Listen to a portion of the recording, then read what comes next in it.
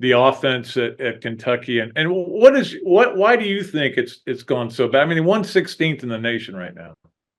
They're having a hard time creating explosive plays. They've not been. That's been a big thing here especially the last couple of weeks with Bush Hamden, the offensive coordinator. I mean, I don't think they've scored. In their 3 SEC games, they scored 6 against South Carolina, 12 against Georgia, 20 against Ole Miss, and 13 against Vanderbilt. So they're not exactly, lighting up the scoreboard. Another Dooley Noted podcast comes to you from the Coach's Podcast Room at Spurrier's Gridiron Grill in Celebration Point. Okay, and welcome into another Dooley Noted podcast presented by Titan MRI from the Meldon Law Dooley Dome Gator Studios here at the Ponderosa. Again, we're doing the show from home on Thursdays, as we always do. Look what I got in the mail yesterday. This is pretty cool. Let me put it in the right spot. A shock chomp. Well, it's one of those bucket hats, though, it doesn't fit me, but I am going to use it for as one of the, I got a lot of prizes together. In fact, I want to thank publicly some people, especially Shula's. My man Dan over there hooked us up with a $100 gift certificate for the tournament as well. So, but for those of you who don't know, the 1984 team is being honored this weekend. Of course, it's the 40th anniversary of the first team that ever won the SEC, even if it was stripped away from them by, I don't know. I'm trying to think of the right word without being too insulting, but those idiots up in Knoxville, they're the ones who started that process. But anyway, so that's going to be a lot of fun. We're playing. Actually, my brother's coming over. Me and him and Jeff Cardozo are playing with another member of the Gators.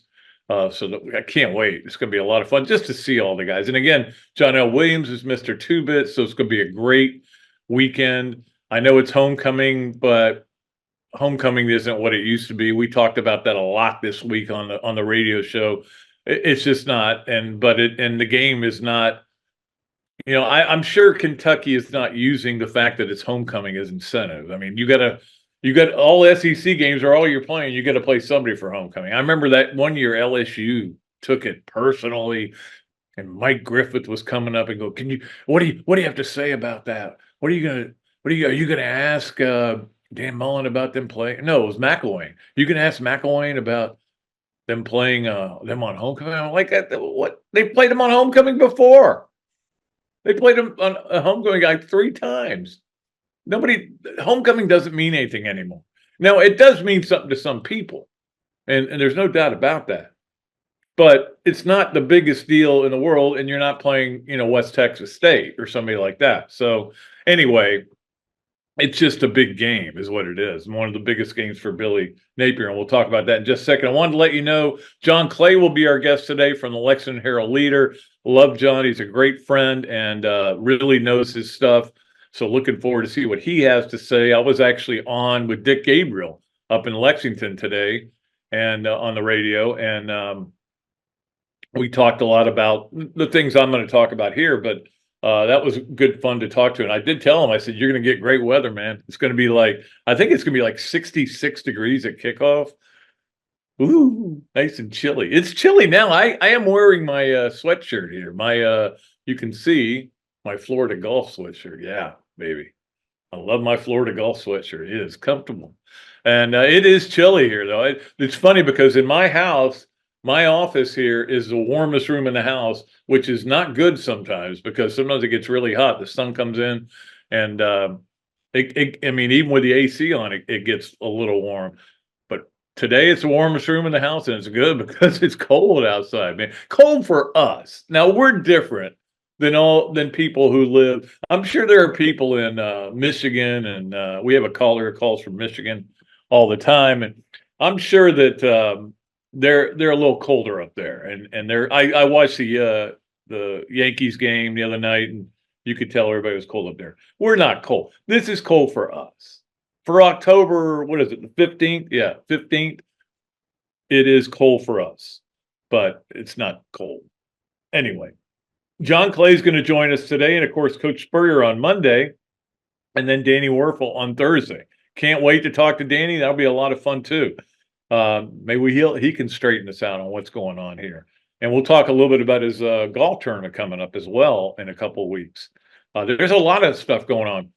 We have this golf tournament tomorrow. I can't wait to play in that.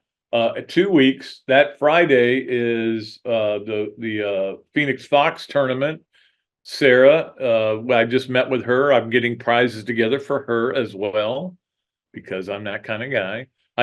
Look, we get so many prizes in here. We always hold some back for the following year. And we have a lot of extra prizes. And if you played in the Bob Dooley, you know the kind of prizes that we gave away. It was ridiculous. Not only that, but the silent auction. But so I'm trying to help out both the 84 team tournament and Sarah's tournament, Sarah's birthday tournament as well. So anyway, I know you don't care about that, but I'm just telling you what's going on. All right, it is time for us to get to the Gainesville Quarterback Club starting five, brought to you by the Gainesville Quarterback Club. It was so great there Tuesday night. Dari Noka was great. I thought he gave a great talk, and he's always interesting and fun. He's just a good dude, man. He's one of the best guys I know. He really is. And those guys have a blast up there in that SEC studios. But anyway, Dari was great. And no meeting this week though. So because they're having their golf tournament on Tuesday. So that'll be cool out at UF. So no meeting this week. And then I think the following week, the Georgia week, it's Matt Stinchcomb. So that'll be really good. Because you see him all the time on the SEC network and doing games, and he knows Georgia inside out. So we'll get the deets from him. Although I'm supposed to be giving the scouting report, but he'll give us more information probably because he knows them better than I do. That's what anyway, you get my point. All right, let us get to our Gainesville Quarterback Club. Starting five, let's start off with number one, which is, of course, the Florida-Kentucky game coming up this weekend. The spread has changed. Now, the spread was Florida favored by 2 at the start of the week. Don't forget Kentucky coming off that loss to Vanderbilt. Florida played really tough up there. They're at home. That made a lot of sense. Then the line changed when Mertz was announced as being having a torn ACL, which is funny because I knew he had a torn ACL. You could tell he had a torn ACL. When the players were coming up to him, Cam Carroll talked to him forever because Cam Carroll had a torn ACL last year, the running back, and was talking to him on the sideline. They kept showing it, and I'm like, boy, he's trying to explain to him, I came back from this, you can come back from this, blah, blah, and all that. So we all knew he had a torn ACL. We knew he wasn't going to be playing anymore. You're not on crutches like that. But the line dropped. So now the line is Kentucky's favor. So Florida, again, an underdog facing a team at home. That I got to wonder how many times, because, okay, so Miami, they were underdog. A&M, they were underdog. But they were favored against UCF. So I guess, but they've been underdogs a lot. Anyway, Kentucky is very difficult. Let me give you a little mini scouting report here on Kentucky. You know Kentucky probably. Look, the bottom line is they've won 3 out of 5 against Florida. That 31-game win streak that the Gators had against Kentucky is a distant memory now.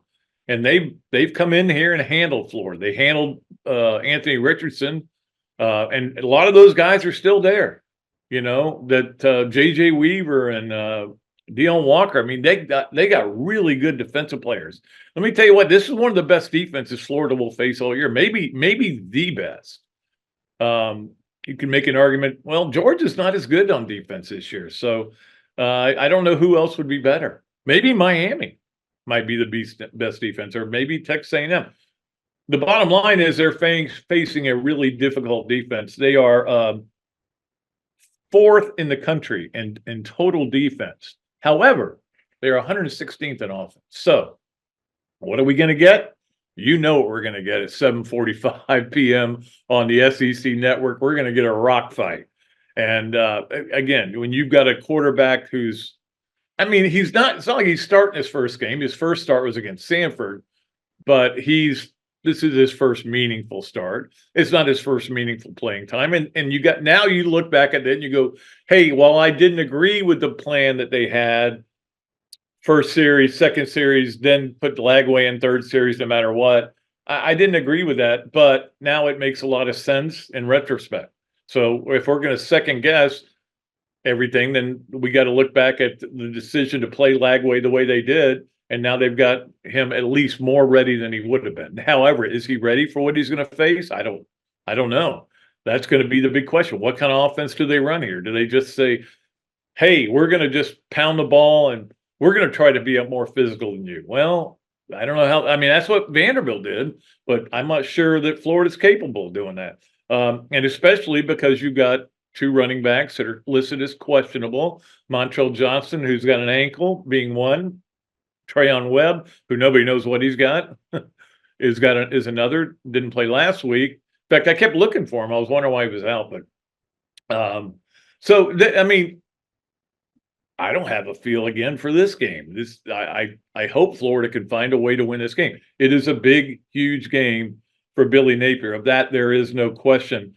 And again, the game is at 7:45 and SEC Network, and it'll be a beautiful night. You guys are going to be lit. I know that.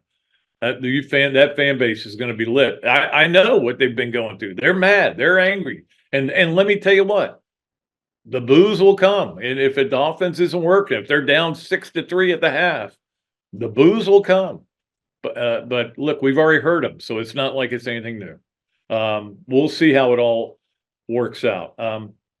The number 2 on our Gainesville Quarterback Club starting 5. Sorry, I had a brain cramp there. Where sometimes I'm having a hard time reading without my glasses, but I can't have my glasses on because of the light. But anyway, I finally deciphered it. And this is number 2 on our Gainesville Quarterback Club starting 5. And that is, let's see what kind of offense they run. I'm curious what they run with no Graham Mertz now, because we've talked about this a lot this week. They had a great game plan for that game. They just didn't execute it. In some ways, they didn't execute it as players, and they didn't execute it as coaches. I'm not letting anybody off the hook for that loss, but they did play their tails off, and I loved it, and I loved how hard they played. But we'll see what they can do on offense. Again, when you're bringing a freshman quarterback in and you're going up against an elite defense, and this is an elite defense, and this is a defense that held Georgia to 13 points. This is a defense that stifled Kentucky or Ole Miss. So their problem is not defense. In fact, that's not only their strength, it's their only strength. Well, they're really good at running back kicks too. Barry and Brown, really good. So we'll see how that all plays out. And again, now Florida leading the nation in punt returns. So they're probably looking at that, go, oh, we got to really watch this. We're like, we couldn't believe it when they happened. We haven't seen that happen in a long time. Anyway, so let's see what kind of offense they put together, because that's going to be the interesting thing. You're going to be limited. He'll get DJ Lagway's getting all the first string snaps in practice, but you're still going to be limited. How much you can give him. You were limited in the last game is how much you could do with him. But you're going to be able to maybe do a little more, and we'll see what kind of offense they run. There's a part of me that just says, hey, look, just drop back and throw it down the field 5 times to see what happens. Guy's got an unbelievable arm, right? Can you protect him though? If you don't protect him, it doesn't do you any good. You can call 15 long passes. If you can't protect the quarterback, you're not doing any good. So this is a time for this team, which was led by Graham Mertz, to rally around your new quarterback and do the things that will help him be better and make him better. He's talented. And like we've talked about this all week, Graham Mertz was the best quarterback on Florida's roster. The best athlete may be DJ Lagway. And one day he could be one of the best quarterbacks ever at Florida. But we also said that about Anthony Richardson, who was not one of the best quarterbacks in Florida, but got picked 4th in the draft. So, I mean, anyway, we'll see how it goes with DJ going forward. Which brings me to number 3 on our Gainesville Quarterback Club starting 5. I talked about this a lot this week on the radio, and I did want to bring it up again here. And that is this basic philosophy I have that if Florida can just start doing the little things, all the little things, not most of the little things. If they can start doing all the little things, the big things will follow. Because we saw in that game. Now, I will say this. Tennessee's offense is not great. They aren't. I mean, I know that Heupel's considered to be this legendary offensive coach, but their quarterback can't throw the ball. One day he may. And maybe Kentucky comes in here and goes, yeah, DJ Lagway is not accurate. He can't throw. I don't know. I mean, he's been accurate so far. And that laser he threw to DK to tie the game up was an impressive throw too. But if they can just do the little things, the big things will follow. Because if you're not getting penalties and you're not having 12 guys on the field and you're not taking field goals off the board and you are executing down the red zone, just the little things. You do all those and the big things will follow. It's a pretty what is the song? Is it TLC sings? Free your mind and the rest will follow. So free your mind, Gators. And I'm not going to sing anymore. All right. That is number 3. Number 4 on our Gainesville Quarterback Club starting 5. What a weekend we've got headed towards this weekend. And I may not be able to, I might turn my TVs off for the rest of the day because I'm afraid that they're going to overheat with all the sports I'm watching lately. But obviously the games they're so great, Georgia, Texas, that, I mean, everybody wants to talk about whether it's an elimination game or not, or whether it's just a big game. And then when it's over, we'll say, hey, Georgia's still the best team in the SEC, or Texas has clearly separated itself from the rest of the conference, which is what I think has happened. That's why I would pick them to win that game. All right, and also we've got Alabama, Tennessee, which is, I know people keep saying it's an elimination game. I don't think there are elimination games. I think they're right now. It's too early in the season. And then I did want to there's a ton of other games. We'll get to some of them in a minute. Number 5 on our Gainesville Quarterback Club starting 5. I want to announce 2 new sponsors, which is cool. We really a lot of people have really come through for us. Cain, Allstate, and with his Mayhem moments, and obviously a lot of other people. The Wendigs have come through for us, and we got 2 new sponsors, and that we'll have their little features today, and they'll be cool. Gallo Car Wash, they're gonna have the Sponge of the Week, and that will be the player or person or organization that did something to straighten something out or clean something up. And so and then we also, the UF Surf Club is now on the books because they are a sponsor, and we're going to have a segment with them, the Upset Alert. So we're going to put somebody on Upset Alert every week from the UF Surf Club. And I can't wait to see in the parade Friday what they're going to do, because every year they do something wild, dunk tanks, all this kind of crazy stuff. So I'm curious to see what my fellow surfers, having been a surfer back in St. Augustine, have to think about the game. All right, let's take a break. We'll come back with John Clay from Lexington right after we take this break on another duly noted podcast. Titan MRI, North Central Florida's premier independent diagnostic testing MRI facility. At Titan MRI, we're focused on you, the patient, having a great customer experience. Our MRI equipment is modern and 75% quieter than any unit in its class. And our MRI unit has one of the largest openings of any of the newer high-strength MRI units, which allows comfortable scanning for potential claustrophobic and larger patients. At Titan MRI, we look forward to serving you. Gator fans, football season is here. What's better than seeing the Gators back on the field? Easy. Seeing amazing speakers and fellow Gator fans weekly at the Gainesville Quarterback Club. Held every Tuesday night of a home game at the Best Western Gateway Grand. Enjoy happy hour, great food, valuable insights from yours truly and Andy Staples, plus notable speakers throughout the season. As the oldest Gator booster club in the world, Gainesville Quarterback Club gives you access to elite speakers like coaches, NCAA football insiders, Gator greats, and more. Share your passion for Gator football with hundreds of other members at weekly in-season meetings, home tailgates, and special events throughout the year. Join the Gainesville Quarterback Club today. Email the club at membership@quarterbackclub.org or visit thequarterbackclub.org. Or better yet, just give me a call and I'll get you to the right people. Great food, great atmosphere, a diverse menu, everything made from scratch, plenty of space, and locally owned. These are all the characteristics of a great restaurant, and you can find each and every one of them right here in Gainesville at Ballyhoo Grill. Ballyhoo Grill prepares all of their food fresh every day, from their salad dressing to their award-winning soups. Bring your family and enjoy dinner under the Tim Trebo Tiki Hut while listening to live music. Or if you're running low on time to eat out, they also deliver through Uber Eats, Bite Squad, and Postmates. A Gainesville staple that's been open for over 30 years. Check out Ballyhoo Grill on Facebook or at ballyhoogrill.com. Okay, and welcome back to another Duly Noted podcast presented by Titan MRI from the Meldon Law Gator Studios. It's a great pleasure to bring on my good friend John Clay from the Lexington Herald-Leader, a newspaper that still exists. I don't know. There aren't too many of those anymore, are there? No, we're still hanging in there. We're still hanging in there.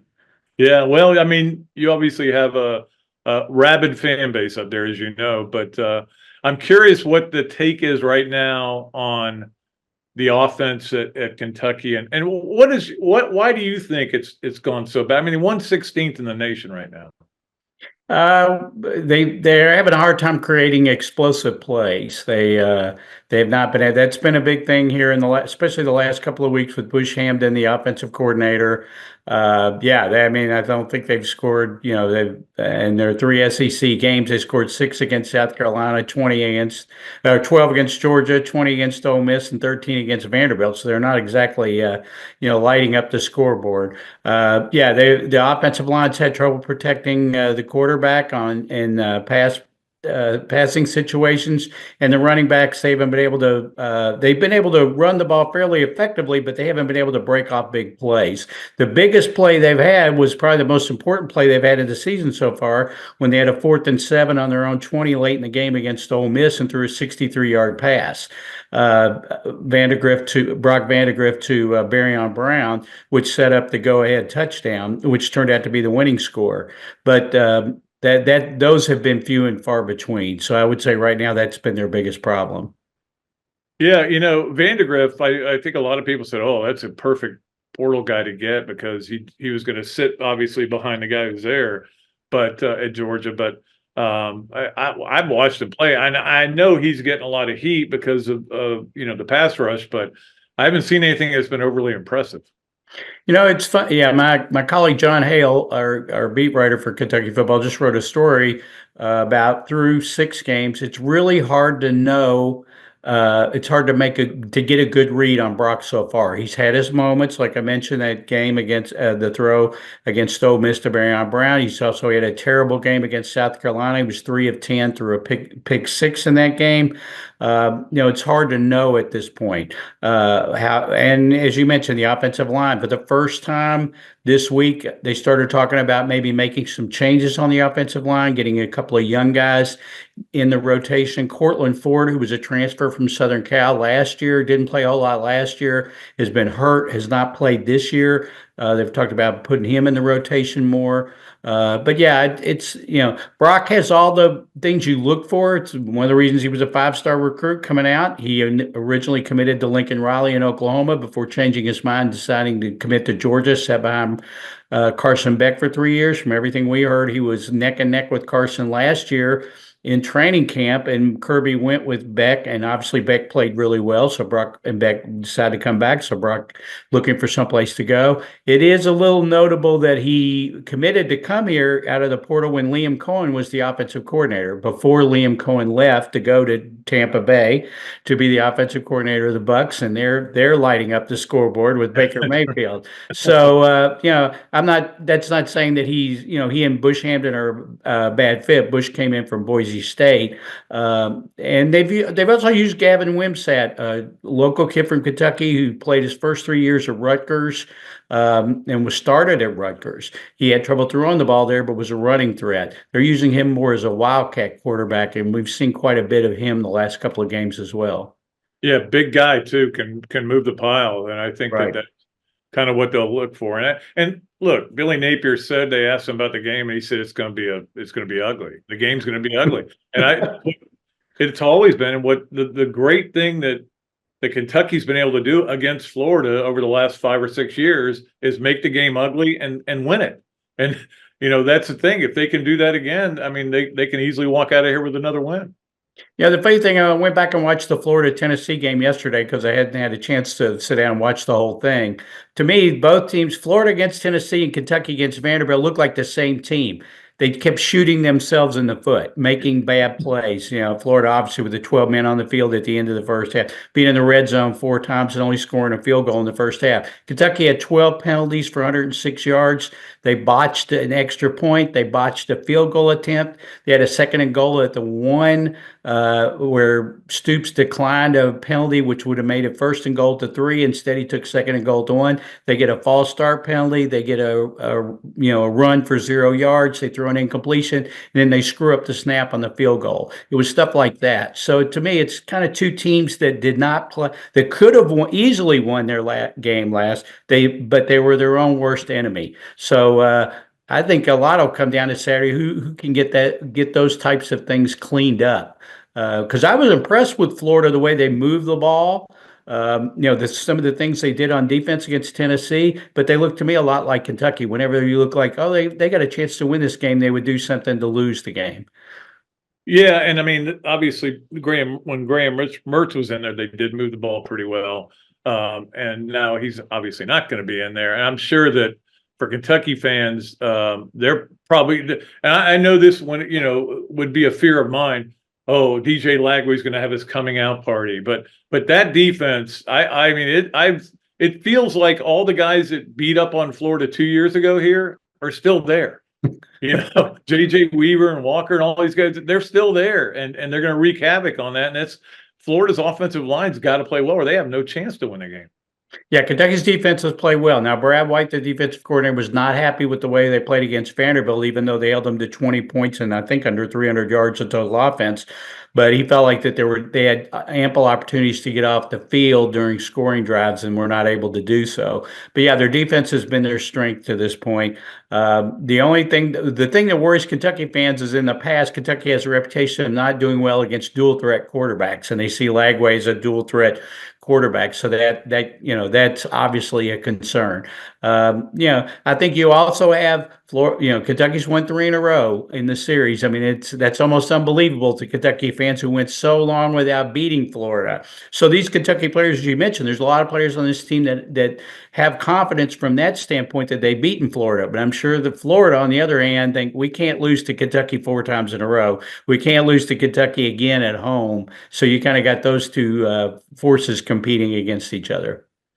No, I mean, think about that. I mean, it's almost like Florida players are now getting questions Kentucky players used to get about ending the streak.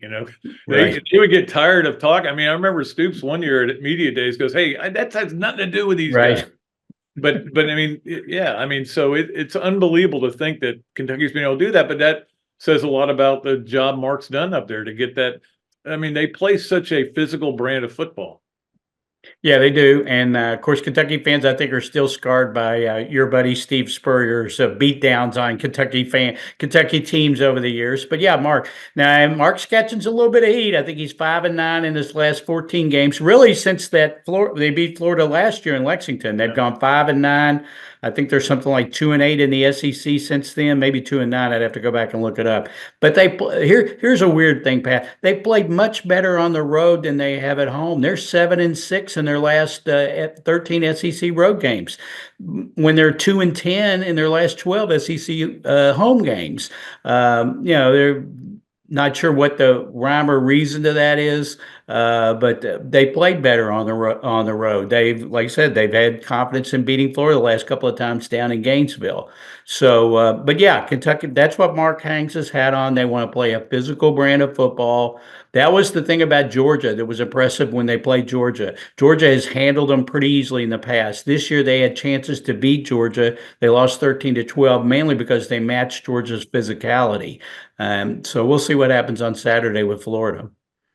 Yeah, and Florida's not an overly physical team, to be honest with you. But they've gotten better. And I mean, you saw the way they played on defense Saturday night. They played a different level. And that's going to be the interesting part of it. If things go bad, is there any quitting these guys? We didn't see any up in Knoxville, but you never know how as the season goes along. And the same with Kentucky. And I mean, they lose this game, and they're going to feel like season's just kind of going down the tubes. Yeah, they've been to a bowl game 8 straight years. They're 3-3 right now. They're playing at Florida on Saturday. They've still got to go to Tennessee. They still have to go to Texas. They got Auburn at home, which, Auburn doesn't look like great shakes, but who knows with Auburn. Yeah. There's still a lot of talent on that team. And they got Louisville at the end of the year. They've beaten Louisville 5 straight times, including last year when they upset Louisville. Louisville, it's a rivalry game, Governor's Cup game. Louisville's going to want to end that streak. Anwar Stewart, defensive line coach, former Wildcat who played Kentucky, we talked to him yesterday, and he said flat out, if we need to win this game to make sure that we can go to a bowl, to have a chance to go to a bowl. So this is a big game from that standpoint because they're certainly right now in danger. I mean, they could be 5-1 right now. They laid a complete egg against South Carolina and lost 31-6 at home. They had a chance to beat Georgia. But let's say that you take Georgia was number 1 in the country at the time. You say that's a loss, but they could have won. Now, I'm not taking anything away from Vanderbilt. Vanderbilt is good. Their quarterback he's a difference maker. There's no doubt about that. They're a good, solid team, and they're probably a better team than Kentucky. But Kentucky still could have won that game. They could be 5-1 right now, but they're not. They're 3-3. They got a tough schedule at home. They need this game Saturday. They need to win at Florida. Yeah, well, and then Florida needs to win too, as you know. Right. And they got a coach who's getting a lot of criticism, and if he doesn't win this game and loses, well, he'll be 3 in a row for him, right, against Kentucky. Right. So he needs this win as much as anybody does. I did want to ask you because I'm curious about Miami, Louisville up there. How good do you think Louisville is? Louisville's good. I'm not sure. I don't think they're quite as good as they were last year. Their skill players are good, but I don't think they have. They had the really good wide receiver last year, Thrash, and the running back Garendo, who the other night I had a 76-yard run for the 49ers. I'm not sure they have that quality of skill players. Their quarterback Chuck has played well. He's probably improvement over Plummer from last year. Defensively, they've been okay. The SMU game was a tough loss for them.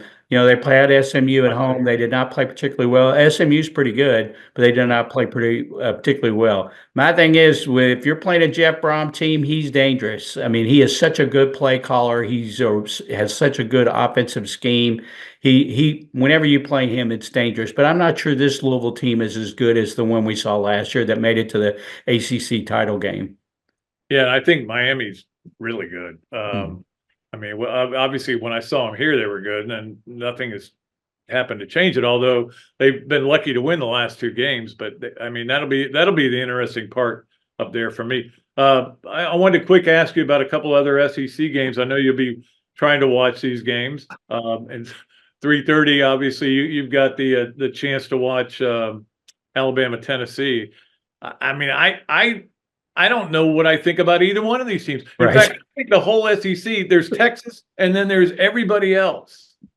It's funny, Pat, you and I, we've been around for a long time. When they first started with the NIL and opening up the transfer portal, all the talk was that's just going to make the rich richer. The teams at the top are going to get all the players because everybody's going to want to play there. I don't think it's had that effect. I think it's made the teams at the top not quite as good. Obviously, Texas might be the exception, but they've lost players for their depth. For example, like Brock Vandegrift leaving Georgia and coming to Kentucky, like Pop Dumas Johnson, the linebacker who left Georgia and came to Kentucky, who's played really well for Kentucky defensively as a starting linebacker.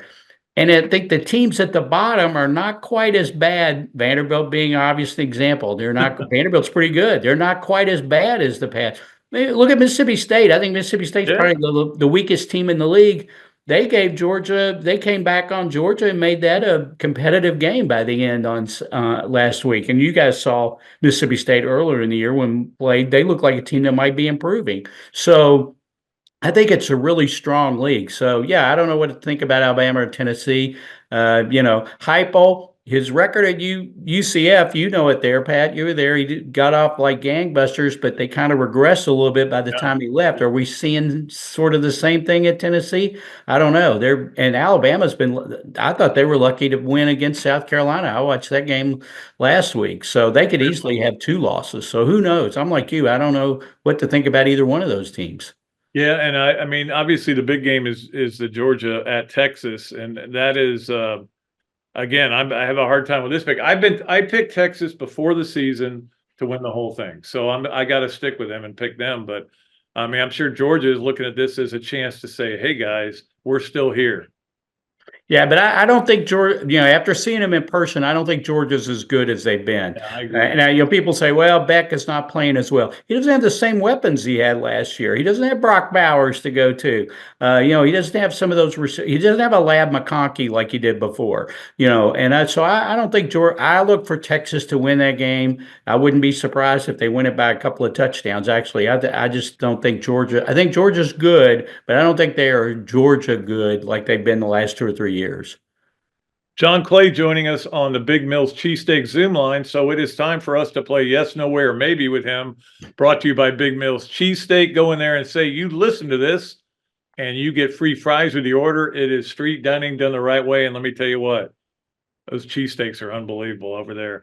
All the food's great over there. In fact, I know they're grilling hot dogs or bratwurst at the golf tournament tomorrow.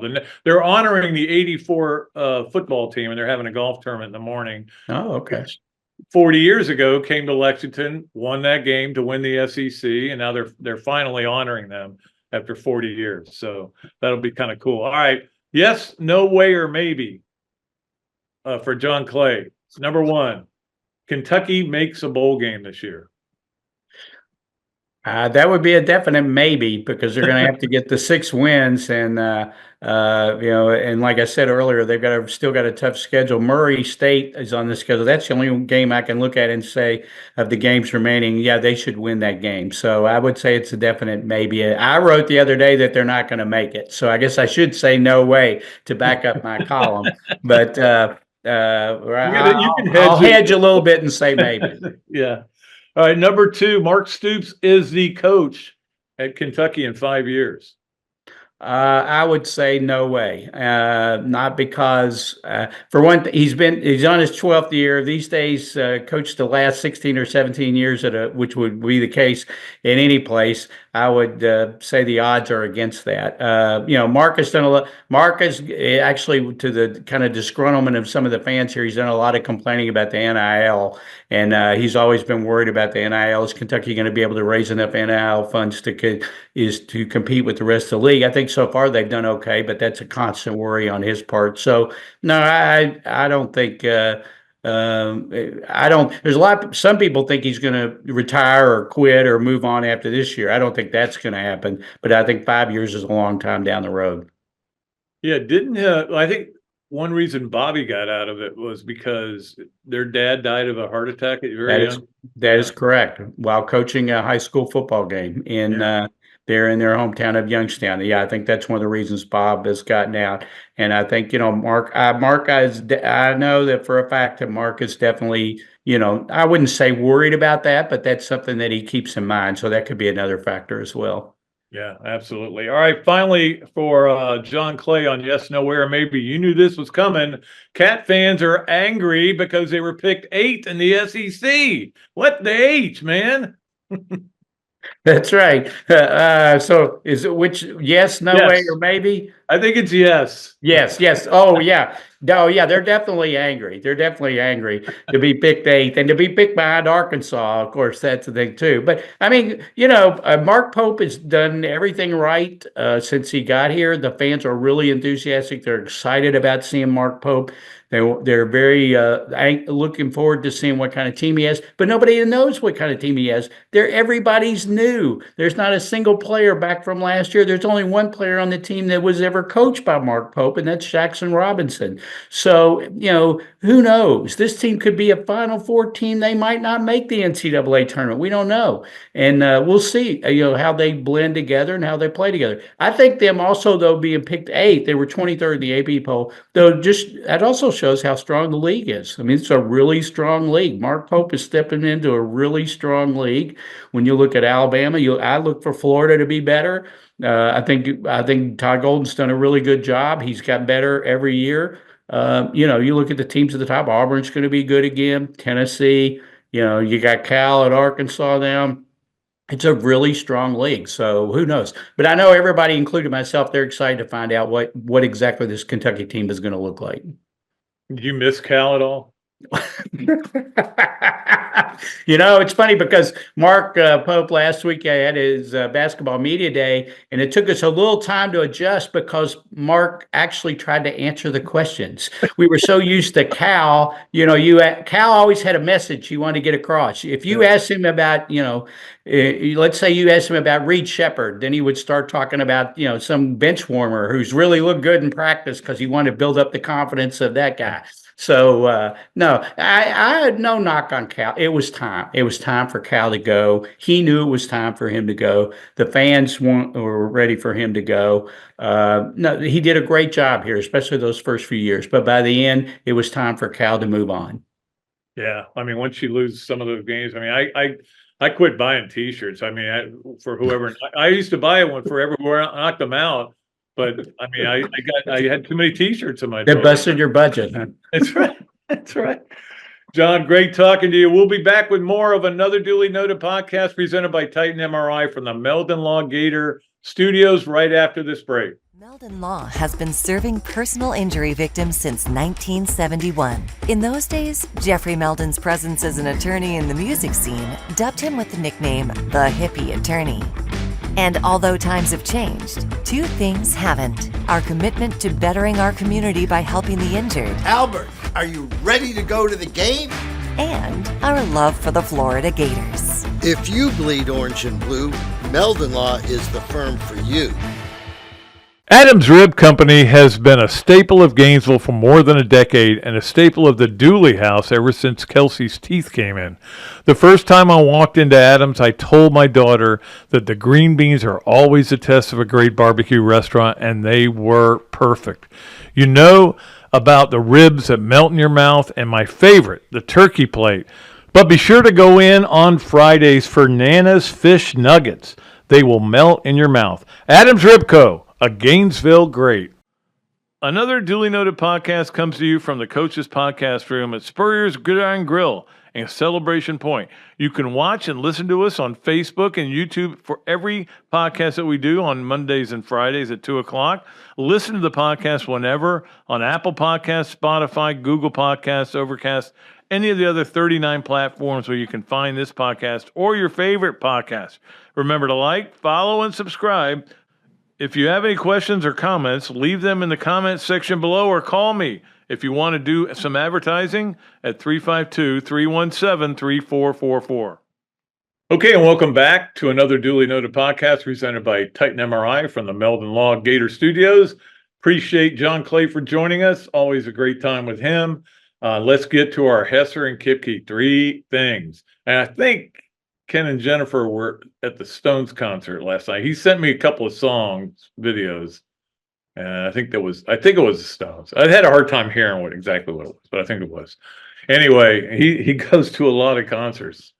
As you know, Hesser and Kipke is a Gainesville firm here for your needs in family law or workers' compensation. Call or text Ken and Jennifer 24/7 at 352-339-9920.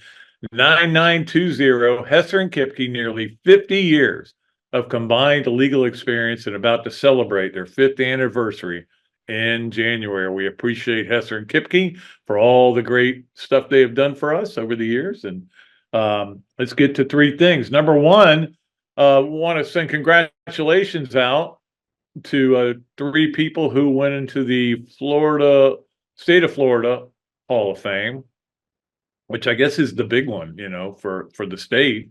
And that's why I'm not in it. No Hall of Fame still. My goal is not to make one. It's like the Groucho line. I don't want to be a member of a club that would have me. But the three that got in, I'm so happy they got in because they're all great people. One of them, of course, Mouse Holloway. He could be in any Hall of Fame. And I think he may be in every Hall of Fame, to be honest with you. Scott Hutchinson, who, of course, I remember as a great player, defensive lineman at Florida. Went on, played with the Bills for a long time. Great player. And Chris Patrick, who was a trainer here forever, still listens to our radio show, calls us every once in a while, texts us all the time. One of the great dudes. Chris has always been a good friend, and we love him. So they all three are now HOFers, Hall of Famers in the state, and that's pretty cool. I think I want to say Scott was from Winter Garden for some reason. That sticks out in my brain. We used to memorize not only all the numbers, but hometowns, what year you were. And back then, the media guy was like a little pamphlet where you just go through. I mean, it literally was a pamphlet. Now it's giant. And although I don't know if they even publish them anymore. I think they just put it online. Anyway, that's not the point. So those, I always want to make sure we let everybody know about those three guys. Number two on the Hesser and Kipke three things. A lot of trades in the NFL this week after the things that happened over the weekend. In fact, both the Jets and the Bills, who played on Monday night, picked up receivers this week. Devontae Adams to the Jets, that'll either be great and it'll turn their season around, or it'll just be nothing. And we'll just someday go, Aaron Rodgers, man, when he got to the Jets, he just wasn't that good. Maybe he played too long. We'll see. I mean, I look, I know how good Devontae Adams can be. I know how good he can't be as well. And Amari Cooper, same thing. Amari Cooper was one of the best college receivers I ever saw, and certainly has had a great career. But he's lately, he's not been in the right place. We know that. But now he's with the Bills, and I think they wanted to go get Devontae Adams, and they ended up getting him instead. So we'll see what happens there. But there were other trades going on all around the NFL. So other players that I don't really know, but those are the two big ones, obviously, for this weekend. And if you have Devontae Adams on your fantasy team, you're probably pretty happy because I would think he's going to get targeted a lot. If you've got, I don't know how many people have Amari Cooper on their fantasy team, but if you did, or maybe go pick him up. If the Bills went and got him, they're going to get him the ball. So anyway. All right, and number three on our Hesser and Kipke three things. In the land of the portal and the NIL and everything, it's interesting. I saw this story today. Jeff Sims is going to start for Arizona State this week because their quarterback got hurt and he's out. The guy who won the starting job, Levitt. This is his fifth season, which is normal. This is his third team. And remember, he was a starter for Georgia Tech for, I think, 2 years, basically. 28 games, I think it was. And then he started for Nebraska. He moved to Nebraska, and he wasn't very good. And I think he only started 3 games there. And then now he's at Arizona State, and that's what you got to do. We got the word this week that Cam Rising is going to go after his 8th year. And my thing is, do we really care? Now, it is affecting, there's no doubt about it, the portal and the COVID year, and they're giving away, like if Graham Mertz really wanted to, I guarantee he could get a 7th year. There's no doubt. They're giving those out now. They don't even bother. You apply for it, you get it, pretty much. There's very rare cases when you don't. But if he wanted one, he could get it. But I mean, it makes no point for him because ACL, you're not coming back from that until it would be into your season before you were ready to play, maybe even further than that. But Cam Rising is, because he's been hurt for, remember 2 years ago when that was this big story? Is Cam Rising going to play the opener? Hadn't played much since then. That is a weird story, but they said he's going after his 8th year. That is your Hesser and Kipke. 3 things. Thanks again to Ken and Jennifer. Appreciate you. Hope you're having a good time. Let's move to our Adams Rib Co. Gator of the Week. And you know, Mike, I decided the Gator of the Week was going to be this week because we want to make sure it's somebody who is representative of Adams Rib Co. because that's the best place to go get your barbecue. I made it Graham Mertz. And here's why. Graham Mertz, to walk in, on crutches, but to come in and do a media opportunity this week, I thought was very classy. Look, most of the times when a player gets hurt, you don't hear from him unless you have a connection with him and home phone number, which you're not supposed to have and everything. But, it's just like he goes away. But Graham Mertz, in typical class form, wanted to come out and talk, thank everybody. He thanked the media for being there. And all those guys had great relationships with him. So he is our Adams Rib Co. Gator of the Week one last time. I don't know that he could do it again unless we found out that he called the winning play in a game or something like that. So, okay. I just got a text from somebody, but we're good. All right. I don't know why it does do that. It does beep that on my phone. Maybe I should silence, but if I silence that, I silence me. That's not going to work. All right. So that's our Adams Rib Co. to go, or Adams Rib Co. I'm sorry. Adams Rib Company, Gator of the Week, Graham Mertz. Let's move to our Leonardo's and Millhopper Quick Picks. Too many of you picked Sam Houston State to win that game. Too many. But not all of you. Not all of you. On last night. I'm giving you 3 games this week, and you only have to get 2 of them right. If you get 2 of them right, you qualify for our next drawing, which will come up pretty soon. So I'm going to give you 3 because there's 3 games you need to be picking. Florida obviously getting to at home against Kentucky. That's one of them. Alabama giving 3 at Tennessee. So Tennessee's a 3-point underdog at home. And Texas getting 5 at home, or giving 5 at home, against Georgia. Let me just go through that again. Alabama -3 at Tennessee.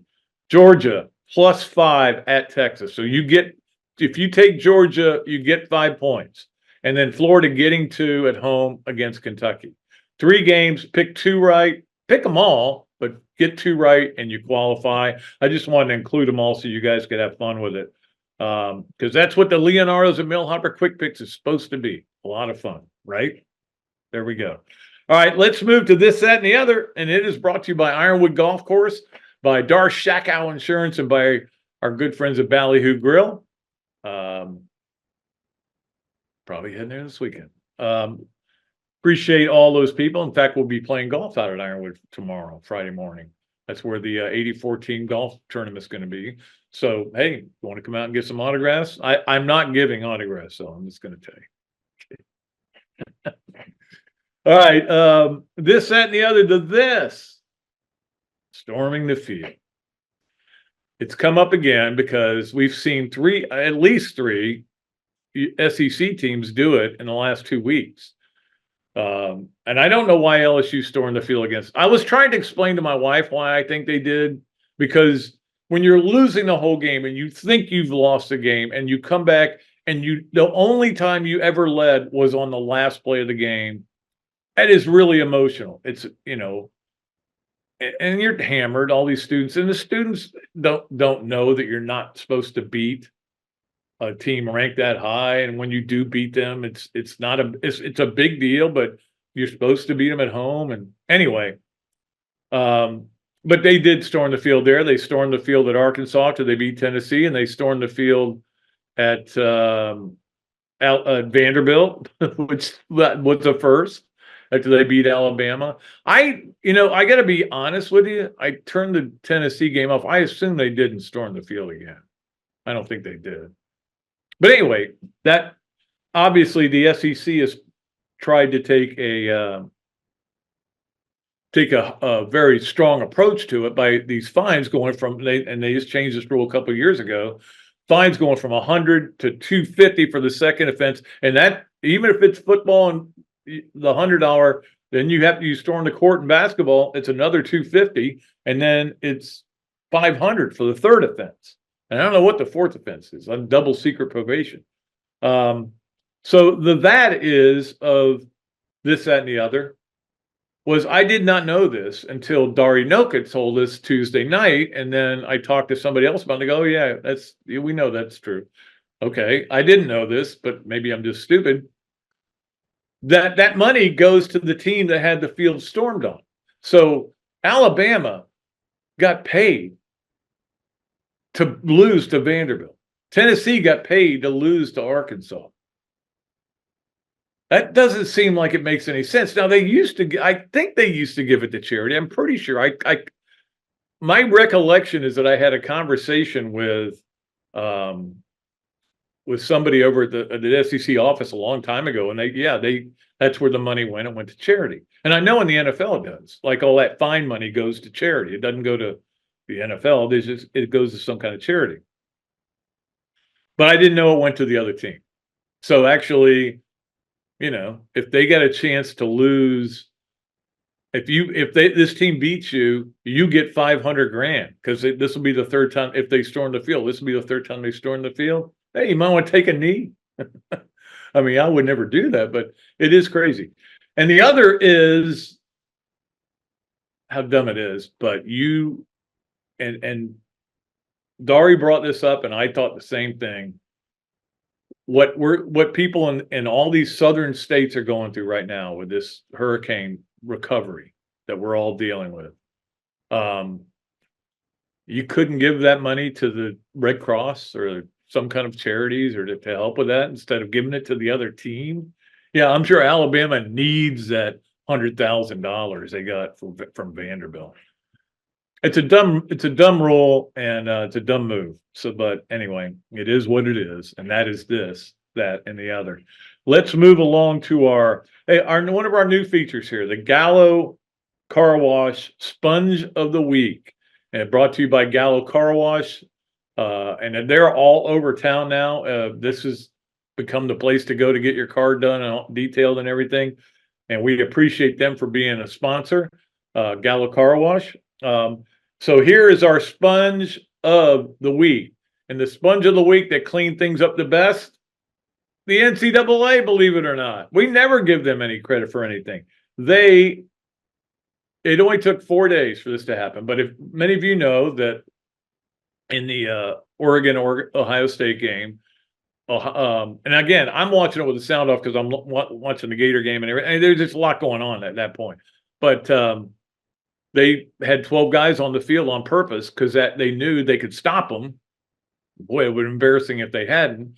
And then there'd be a time would go off the clock, and it would give them less chance to win the game, to come back and tie the game, or win the game. Yeah. And the NCAA didn't take any. They closed the loophole right away. Now, why was there a loophole in the first place? Well, because of all the stuff that happened with, Daryl Dickey was the unluckiest guy in the world, but all the stuff that happened with him, they had all these runoffs and everything. Anyway, they've changed all these rules and everything. But now the rule was made that, if that happens late in the game, it's just a 5-yard penalty. Now the rule is you can either take the penalty or put the time back on the clock. And there's a lot of rules now. They're changing all the rules about. So they closed the loophole. So they cleaned up what was a mess. And you never want to intentionally have a team put 12 guys on the field to make the clock run out. That's just it's a bad decision that somebody made sometime, and now they have rectified it. So good for them for getting that done. That's why they are our Gallo Car Wash Sponge of the Week. And we have another new sponsor, which is I'm excited about, being an old surfer. my pregnant log that my dad used to call it, that I used to take over there. The UF Surf Club. And like I said, can't wait to see what they do in the parade Friday. That'll be a lot of fun. But we're going to have a upset alert brought to you by the Florida Surf Club, and we appreciate them and appreciate Mike for getting involved in this. And it's kind of his show. He has graduated, and he wants to make sure that people are involved in the Florida Surf Club. And of course, they have to go out to California to compete in some of these big national meets. So, maybe they'll be the next sport at Florida. Because I got a feeling there's going to be something to get cut out. Maybe they'll bring this one on. Anyway, here's who's on upset alert. Notre Dame. Notre Dame.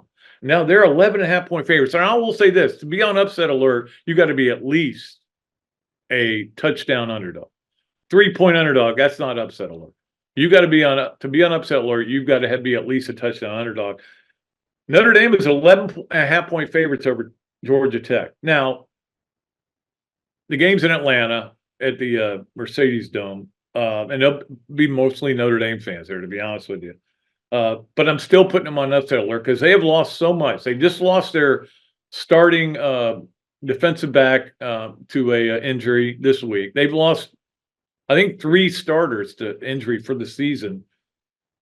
Now, I will say this. Georgia Tech, Cain's King, I'm not sure what his status is. He's listed as a starter, but he got hurt in the last game and had to leave.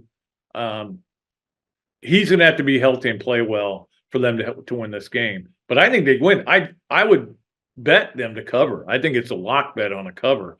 But as an upset of the week, yeah, I think it's a real good chance to happen. Georgia Tech over Notre Dame. Georgia Tech's already won one game I enjoyed this year. And I know I'll be rooting for them again. All right, that is our UF Surf Club upset alert. Let's wrap it up with our swamp games of the week. And we were out there on Tuesday. In fact, I had a lot of people asking, why were you out there Tuesday? I tried to explain it, and you could just see, like, you could smell toast burn. People are like going, I don't get what you're saying. Well, Friday, UF played softball, or is playing soccer. 3:15, if you want to go out there and see it. We're carrying it on WRUF if you want to listen to it.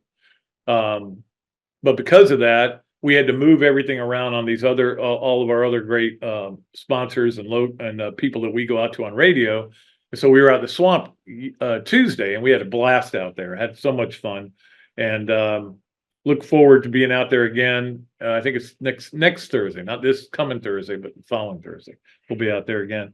But our swamp games of the weekend, that's the place to go watch it. You know that. There's so many drink specials, food specials, and great people out there. They're really good people. Ryan and Kyle, they do a great job. So these are the games you're probably going to go watch. That place is going to be packed this weekend. There are going to be people everywhere. Friday night, tomorrow night, or tonight if you're listening to this on Friday, FSU Duke at Duke, 7 o'clock, ESPN2, Dukies. All right, we'll all be rooting for the Dukies. Then, and you also have, now, if you can stay up for this, Oklahoma State at BYU, 10:15, ESPN. That's probably a pretty good game. I don't know if I can stay up for that. And then the best game in the state this week would be Miami at Louisville. It's not in the state, but involving a state team, other than the Florida-Kentucky game, of course. Miami at Louisville, that game is at noon on ABC, so that's a great way to start your day. You're sitting there at the swamp drinking a cold drink, sitting outside. It's going to be beautiful weather, nice and cool. Watch that game to start off. And then your SEC game, to me, there's really a couple of them, but Alabama at Tennessee, 3:30 is on ABC. And then you have the LSU at Arkansas game at 7 on ESPN. So that's a pretty good back-to-back games. I think LSU Arkansas is going to be really interesting. And, of course, the national game is the big game between Texas and Texas and Georgia. But the other national game I do want to pay attention to is Michigan at Illinois. That's a 3:30 CBS game. So that'll be really interesting to see how that works out. Because Illinois, finds ways to win games in Michigan, and we don't know how good they are in offense. That'll be a fun game to watch. So many games this weekend. Also, women's volleyball Friday is at Texas A&M. That is on the SEC network. and then they are at LSU on Sunday at the Saturday games at 9 or matches at 9. The Sunday match is at 1 o'clock, and that is on ESPN, so you can watch those games as well. So you got plenty of stuff to watch. Obviously, baseball's going on, but I don't want to get too into the weeds because I have no idea who's going to be playing on Saturday and Sunday, and how many games they're going to be playing. So anyway, just when baseball's on, it's on at night. It's 5 o'clock and 8 o'clock if they're playing 2, 8 o'clock if they're playing 1. That's all you need to know, and you can find it. And that just adds to an incredible weekend. It's going to be a lot of fun. I hope you enjoy it as much as I will. I am Pat Dooley for Zach Rothrock, who did a great job producing today. We will be back again on Monday with Coach Spurrier. Until then, I'm Pat Dooley saying I am deep, I am way back, and I am out of here.